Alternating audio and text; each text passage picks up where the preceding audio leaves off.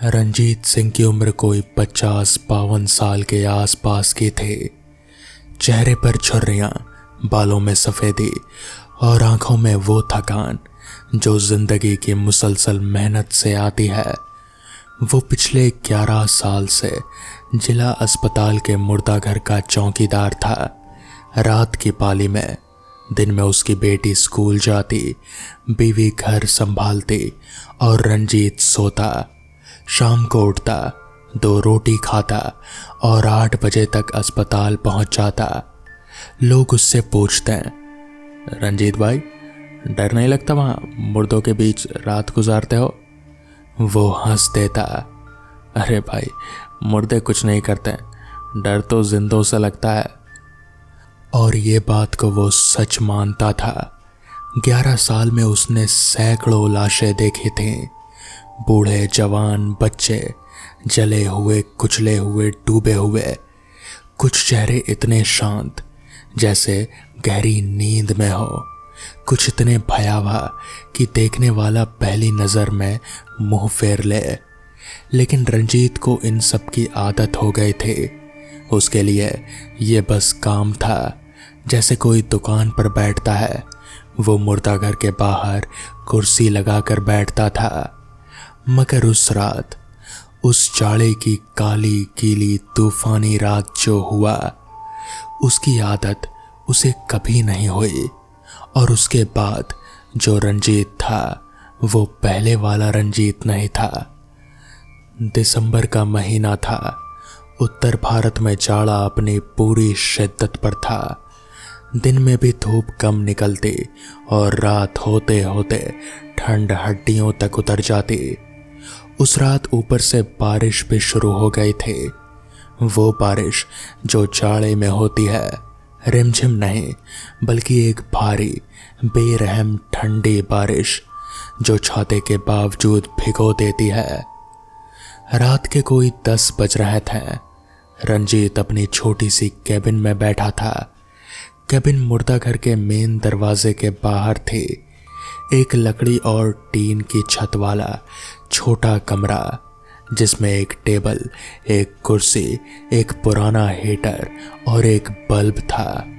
Bulb की रोशनी पीली और मध्यम थी। हीटर चालू था, मगर ठंड फिर भी अंदर घुस रही थी। दरवाजों की दरारों से, खिड़की के कांच के झर्रियों से बारिश की आवाज टीन की छत पर लगातार बज रहे थे। बिजली कभी कभी चमक जाती। दूर कहीं आवारा कुत्ते रोते, फिर चुप हो जाते हैं। रंजीत चाय की थर्मस से एक प्याला भर चुका था और पुराना अखबार पलट रहा था। अखबार 3 दिन पुराना था। वो हमेशा पुराने अखबार लाता, क्योंकि नए खबर पढ़कर मन खराब होता था। मुर्दाघर उस रात खाली था, या कम से कम उसे यही बताया गया था। शाम की पाली वाले चपरासी रामकिशन ने जाते वक्त कहा था, रंजीत भाई, आज कोई नई बॉडी नहीं आई है, 3 है अंदर। एक रोड एक्सीडेंट वाला, एक बुजुर्ग औरत और एक अनजान आदमी जिसे रेलवे ट्रैक के पास से उठाया गया था। सुबह परिजन आएंगे दोनों के, और अनजान का पोस्टमार्टम कल होगा। रंजीत ने सिर हिलाया था। रामकिशन चला गया था और तब से रंजीत अकेला था। रात के करीब 10:30 बजे होंगे। बिजली चली गई। ये कोई नई बात नहीं थी। बारिश में अक्सर बिजली आती जाती थी। रंजीत ने तुरंत अपनी टॉर्च उठाई। वो हमेशा टॉर्च तैयार रखता था और मेज पर एक मोमबत्ती जला ली। कैबिन में हल्की सी रोशनी फैल गई, परछाइयां हिलने लगी। रंजीत बेफिक्र था। उसने चाय का एक घूंट लिया। तभी उसे एक आवाज सुनाई दी। वो आवाज मुर्दाघर के अंदर से आई थी। रंजीत ने कान खड़े किए। बारिश की आवाज थी, हवा की आवाज थी, और कुछ और भी था। एक खुरदने की आवाज, जैसे कोई धातु पर नाखून फेर रहा हो, धीरे धीरे, बहुत धीरे। रंजीत ने सोचा चूहा होगा, मुर्दा घर में चूहे आ जाते थे कभी कभी, वो उन्हें भगाता रहता था। उसने अखबार फिर उठाया, आवाज बंद हो गई। 2-3 मिनट खामोशी रहे, बस बारिश और हवा। फिर आवाज आई, इस बार थोड़ी अलग, खुरचने नहीं बल्कि एक धीमी भारी थपथपाहट, जैसे कोई किसी सतह पर हथेली मार रहा हो। एक बार, रुको, फिर एक बार। रंजीत की चाय का प्याला धीरे धीरे मेज पर वापस आया। उसने टॉर्च उठाई। मुर्दा घर का मेन दरवाजा उसकी कैबिन के ठीक बाहर था। एक भारी लोहे का दरवाजा जिस पर एक छोटी सी खिड़की थी। रंजीत उठा और उस खिड़की तक आया। उसने झांका, अंदर खूब अंधेरा था। टॉर्च की रोशनी डाली। स्टील के 3 टेबल दिखे, उन पर 3 आकृतियां सफेद कपड़ों में लिपटी हुई, सब शांत, सब बेजान। रंजीत ने एक लंबी सांस ली। जो आए था, उसने खुद से कहा और वापस आ गया। रात के 11 बजे बारिश और तेज हो गई थी। हवा में एक सीटी सी आने लगी थी, वो आवाज जो तब आती है जब हवा किसी तंग जगह से गुजरती है। अस्पताल की पुरानी इमारत में ऐसी कई जगह थे। रंजीत को नींद आ रहे थे। उसने उठकर बाहर झांका, बारिश देखी, ठंड महसूस की और जल्दी से वापस अंदर आ गया। उसने हीटर के पास खिसक कर बैठने की कोशिश की। तभी उसे एहसास हुआ, मुर्दा घर का दरवाजा। वो उसे याद नहीं आ रहा था कि क्या उसने शाम को लॉक किया था या नहीं। रामकिशन ने जाते वक्त चाबी दी थी, लेकिन रंजीत को याद नहीं था कि उसने लॉक चेक किया था। उसने चाबी उठाई, बाहर निकला। मुर्दा घर का दरवाजा बंद था, मगर लॉक नहीं था। अरे, उसने बुदबुदाया और चाबी डाली, लेकिन चाबी घूमी नहीं। रंजीत ने जोर लगाया, नहीं।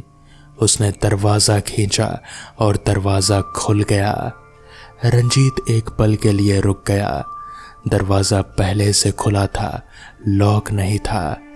उसने टॉर्च जलाई और अंदर रोशनी डाली। 3 टेबल दिखे, तीनों आकृतियां, सब ठीक था, लेकिन कुछ था जो ठीक नहीं था। रंजीत उसे शब्दों में नहीं बयां कर सकता था, मगर महसूस कर रहा था। वो बेचैनी जो तब होती है जब कोई कमरे में हो और आप जानते हो कि कोई नहीं होना चाहिए। उसने तीनों टेबलों पर एक एक बार टॉर्च घुमाई। पहली टेबल, रोड एक्सीडेंट वाला आदमी, सफेद चादर, शांत। दूसरी टेबल, बुजुर्ग औरत, सफेद चादर, शांत। तीसरी टेबल, अनजान आदमी। रंजीत की टॉर्च तीसरी टेबल पर रुकी। चादर, उसकी पोजीशन बदली हुई थी। सुबह जब रामकिशन ने बताया था, उसने कहा था कि अनजान आदमी को सीधा लिटाया गया है। चादर उसके सिर से लेकर पांव तक थी, लेकिन अभी चादर सिर्फ कमर तक थे। ऊपरी हिस्सा, सीना, गर्दन, चेहरा खुला हुआ था। रंजीत ने एक पल के लिए सांस रोकी। हवा से हट गई होगी, उसने खुद को समझाया, लेकिन मुर्दा घर के अंदर हवा नहीं थी। दरवाजा बंद था, खिड़कियां बंद थे, तो चादर कैसे हटी? रंजीत ने अपने दांत भींचे, अंदर कदम रखा और टेबल की तरफ बढ़ा। उसका हर कदम उसे अंदर से चीखने पर मजबूर कर रहा था, वापस जाओ, वापस जाओ। मगर उसने खुद को रोका। 11 साल की ये नौकरी थी, वो डरपोक नहीं था। वो तीसरी टेबल के पास पहुंचा। टॉर्च उसने चेहरे पर डाली।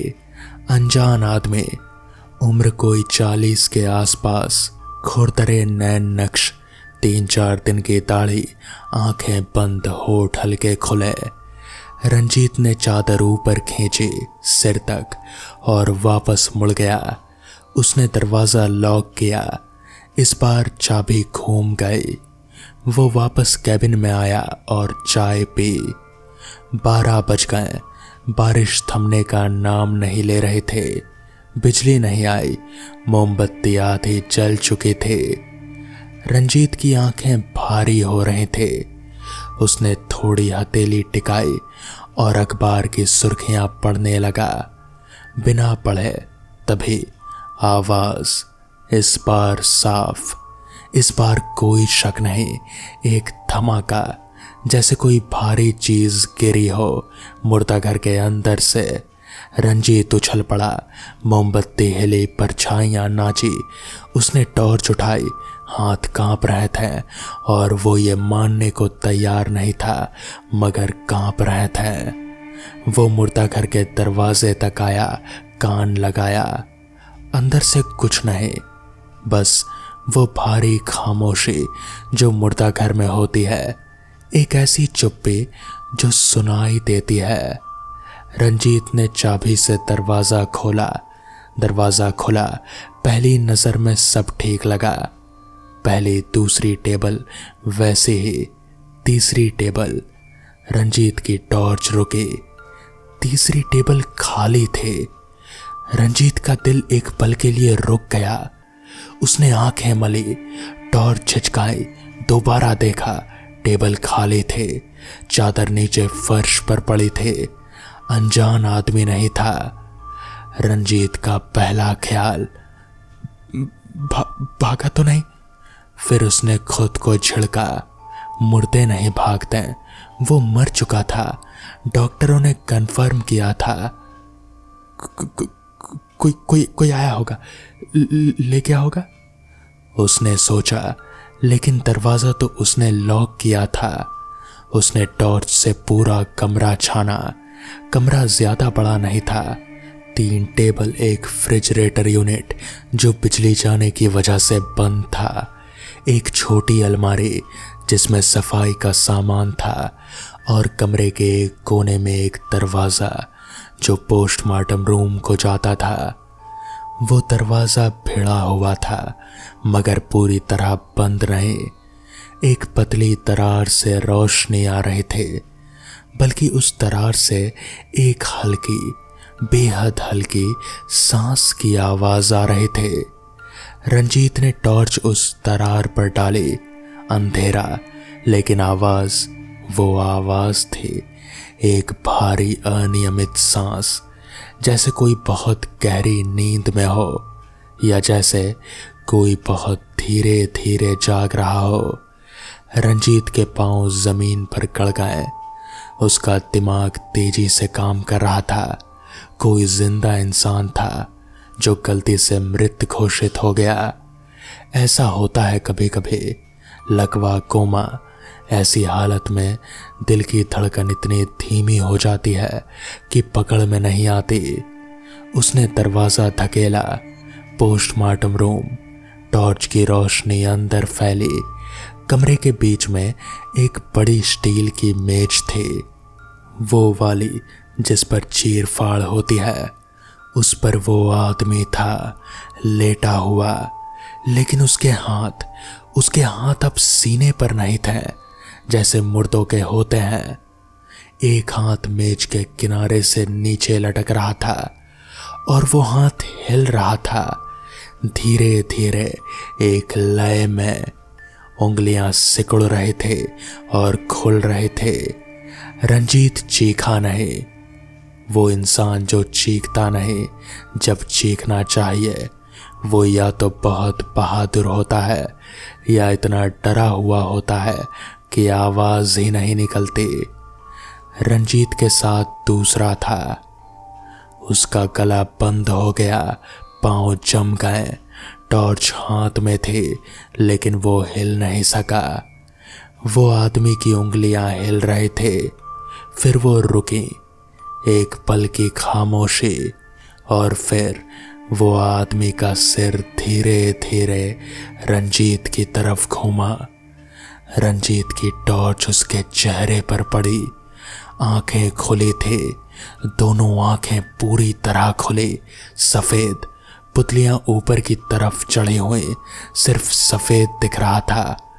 मुंह धीरे धीरे खुला, कोई आवाज नहीं आई, बस वो मुंह खुला और बंद हुआ, खुला और बंद हुआ, जैसे कोई मछली पानी के बाहर हो। रंजीत का टॉर्च हाथ से गिरा, अंधेरा, और उस अंधेरे में उसने सुना स्टील की मेज से एक भारी आवाज, जैसे कोई उठ रहा हो। रंजीत भागा। रंजीत मुर्दा घर से बाहर निकला, कैबिन में घुसा, दरवाजा बंद किया और कुर्सी से पीठ टिकाकर बैठ गया। उसकी सांसें इतनी तेज थी कि मोमबत्ती की लौ हिल रहे थे। उसने फोन उठाया, अस्पताल का नंबर डायल किया, नेटवर्क नहीं था। उसने अपना मोबाइल देखा, एक डिवीजन नहीं के बराबर। उसने दोबारा कोशिश की, नहीं, बारिश और तेज हो गए थे। रंजीत बैठा रहा, 5 मिनट, 10 मिनट, कोई आवाज नहीं। मुर्दा घर के दरवाजे पर कोई आहट नहीं।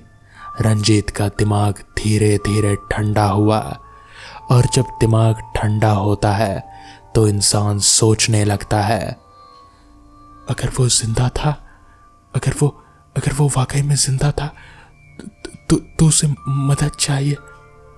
ये ख्याल रंजीत को तकलीफ देने वाला था।